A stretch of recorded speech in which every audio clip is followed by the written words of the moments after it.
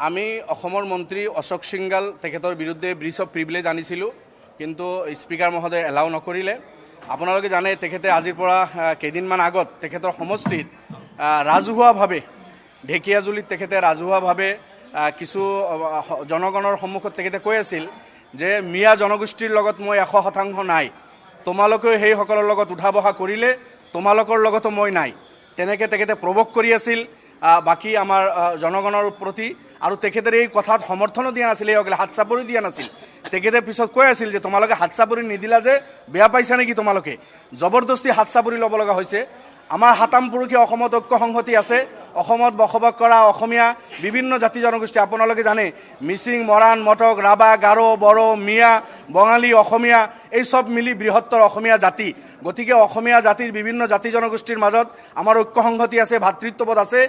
সিদিনা অসমৰ বাহিৰৰ পৰা আহি তেখেতে আজি অসমৰ মন্ত্ৰীৰ গাদীত বহি আমাৰ এই ভাতৃত্ব আৰু ঐক্য সংহতি বিনষ্ট কৰিব বিচাৰিছে। সংবিধানৰ শপত খাই তেখেতে মন্ত্ৰিত্বৰ চকীত বহিছে।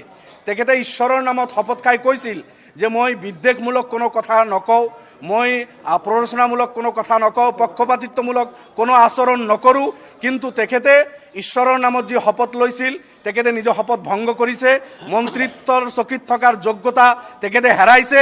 মিয়া জনগোষ্ঠীৰ বিৰুদ্ধে তেখেতে উচতাইছে।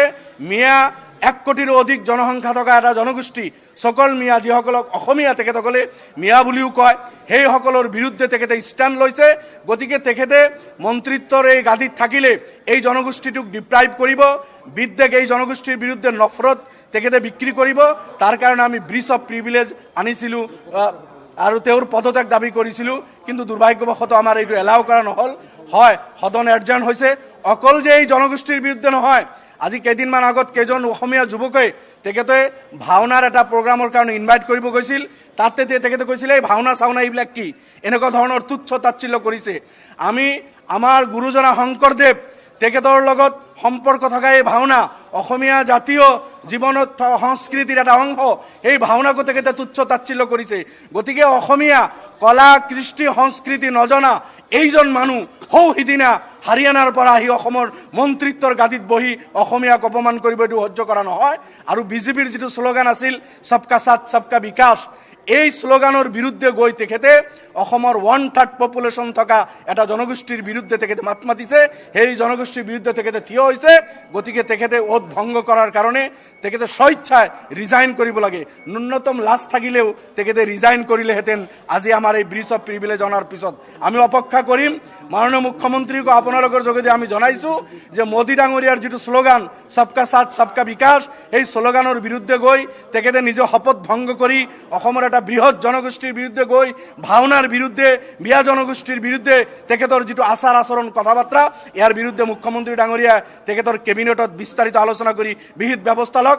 আৰু আমি অপেক্ষা কৰিম এইজন অযোগ্য মন্ত্ৰী, ঈশ্বৰৰ নামত শপত খাই শপত ভংগ কৰা ব্যক্তি তেখেতে ৰিজাইন কৰিব লাগে। আৰু আমাৰ ঐক্য সংহতি বিনষ্ট কৰিব আমি কোনোপধ্যেই নিদিওঁ। অসমীয়া আমি মিলিজুলি অসমখন আগুৱাই লৈ যাম। তাৰ কাৰণে আমি ব্ৰিজ অফ প্ৰিভিলেজ আনিছিলোঁ, কিন্তু দুৰ্ভাগ্যবশতঃ আমাক আজি এক্সপেল কৰিছে ডেপুটি স্পীকাৰে।